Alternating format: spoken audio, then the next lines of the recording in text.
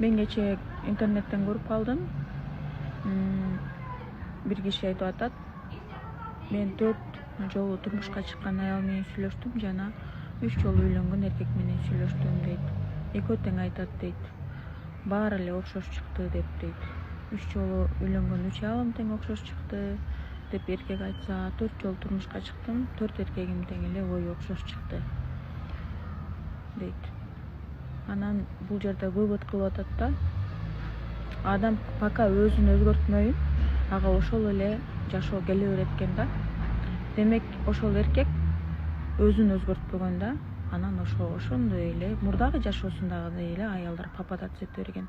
Тиги аял дагы өзүн өзгөртпөгөн, жашоо болгон көз карашын, оюн өзгөртпөгөн, ага мурдагы турмушундагыдай эле эркектер попадаться эте берген да. Ошон үчүн адам эң сонун нерсени кааласа, эң биринчи өзүн